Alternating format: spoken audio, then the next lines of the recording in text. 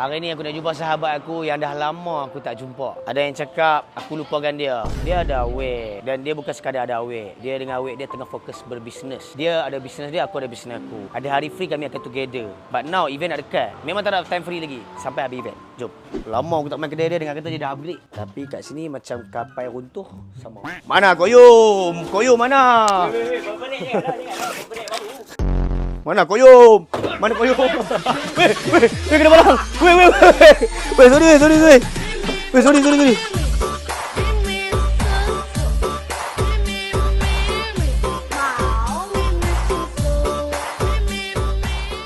Weh, awak kamu kan duk main ponen ni.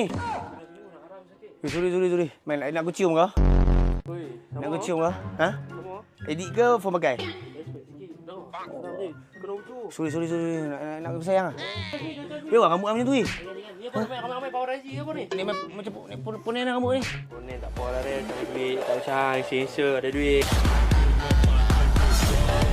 Ponen tak apa lah dia, cari duit, tak usah sensor ada duit. Weh, nak tengok office hang, mai. Tengok. Weh, ada password tu. Respect. Sat, tunjuk sikit. Padulah sial. Oh, mana lampu? Lampu tak buka ah. Oh, ni ruangan kecil yang Koyum akan bubuh katil, bilik dia tidur bersama dengan Bel bila dah kahwin. Gila ke? Mana boleh? Tak, bubuh sofa. Hai, sofa kena duduk lah. Ni aku buat ni tempat-tempat ramai. Duduk ramai, lepak. Buka ah. Aircon tak on. Respect. Boleh buka ah. Respect. Buka tengok. Walaupun dia bubuh papan guys, tapi aku rasa macam nak tenggelam. Bodoh, respect sikit. Bawah ni bangunan usang ni. Seram tu. Woi. Padulah weh. Negara aku punya kat sekolah. Balkoni. Mana balkoni gila? Signboard.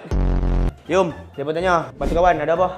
Oi, bantu kawan jangan lupa. Ada race. Race jangan. Bukan dah macam mana. Dah, aku ada aktiviti baru yang aku buat dekat event aku. Khas dekat event aku. Nak cerita apa? Sebab aku ada dataran yang besar, aku ambil hall yang besar yang drift area. Aku buat ada hari Ahad yang last tu, aku buat siapa yang nak wheelie boleh masuk. Slot tu setengah jam sahaja. Willy dia kira lama ke macam mana? Dalam 2 wheelie dalam tu. Oh, boleh Willy lah. Boleh stand apa semua. Siapa? Tapi kena pakai safety racing suit, kena pakai safety semua baru boleh. Isu tu hampa pada side hang ke ada Sendiri. Sendiri. So hang boleh buat merapuas dalam setengah jam. Kena pakai full face lah. Helmet kena pakai full face. Okey, yang mana ada Willy tak pakai helmet tu, hampa kena biasakan diri pakai full face. So guys, siapa cakap saya tak ingat motor? Aku kurang main motor tu, aku tak buat konten. Dia tak minat lah. Saya suruh Dia Koyum kurang buat lah. konten motor tapi Koyum tak buat sampai hari ni. Acik dah buat, Adib dah buat. Koyum tak buat dia.